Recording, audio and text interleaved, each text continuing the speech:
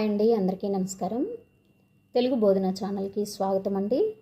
మరి టెట్ డిఎస్సికి తెలంగాణ ఏపీ 2 డిఎస్సీలు ఉన్నాయండి. తెలంగాణ టెట్ కూడా ఉంది. ప్రతి ఎగ్జామ్లో కూడా, ఇతర కాంపిటేటివ్ ఎగ్జామ్లో కూడా సామెతలు, జాతీయాలు, పొడుపు కథలు, నానుడులు ఇవన్నీ కూడా చాలా ఇంపార్టెంట్ అండి.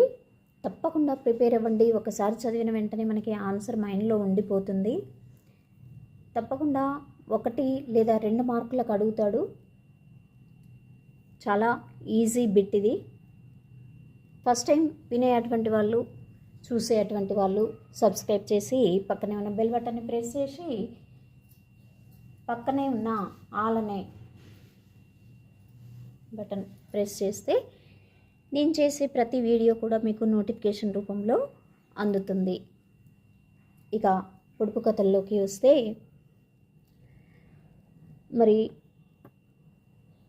ప్రశ్నించేవే పొడుపు కథలు. జానపద సాహిత్యంలో ఇది ఒక వినోదాత్మక ప్రక్రియ.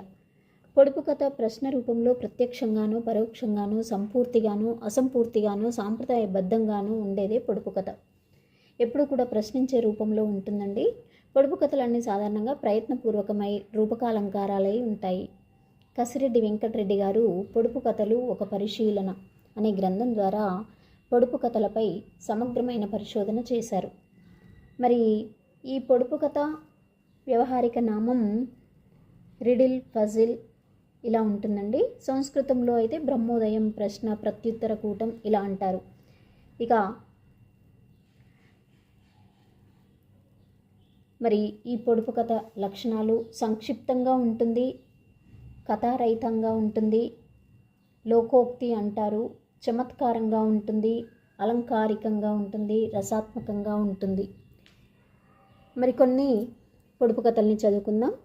ఆకార పుష్టి, నైవేద్య నష్టి అంటే పుచ్చకాయ ఆన్సర్. సంపాదన ఒకరిది, అనుభవం మరొకరిది అంటే చేతులు, కడుపు ఆన్సర్. ముక్కుకు ముత్యం కట్టుకుని తోకతో నీళ్లు తాగేది ఏది అంటే ప్రమిద. నీళ్లలో పుడుతుంది, నీళ్లలో పడితే చస్తుంది ఉప్పు. అనగనగా ఓ అప్సరస పేరు, మధ్యలో అక్షరం తీసేస్తే మేషం, మేనక. ఆకు చిటికెడు, కాయ మూరెడు, మునగ. మూడింటిలో ముగిసే కథ, కట్టె కొట్టె తెచ్చే రామాయణం. పుట్టెడు శనగల్లో ఒకటే రాయి, చుక్కలు చంద్రుడు. చాపను చుట్టములేమో, చంక పెట్టనులేము అంటే ఆకాశం. చేయనికుండా పోయిన నీళ్ళు అంటే కొబ్బరికాయ. ఇక జన్మించయు ప్రాణం లేనిది ఏది అంటే గుడ్డు. కాళ్ళు లేవు కానీ నడుస్తుంది, కళ్ళు లేవు కానీ ఏడుస్తుంది మేఘం. తీసే కొద్దీ పెరిగేది ఏంటి అంటే గొయ్యి. వెండి గొలుసు వేయడమే కానీ తీయలేము ముగ్గు. 100 చిలుకలకు ఒకటే ముక్కు, పళ్ళగుత్తి. తల్లి దయ్యం, పిల్ల పగడం, రేగు చెట్టు, రేగు పండు. చూసేవి చెప్పలేరు, చెప్పేది చూడలేరు, కళ్ళు నోరు. పున్నమికి పూత, అమావాస్యకు ఆరగింపు అంటే తేనె పట్టు. ఊరంతటికి ఒకటే దుప్పటి అంటే ఆకాశం. కోడి కాని కోడి పకోడి.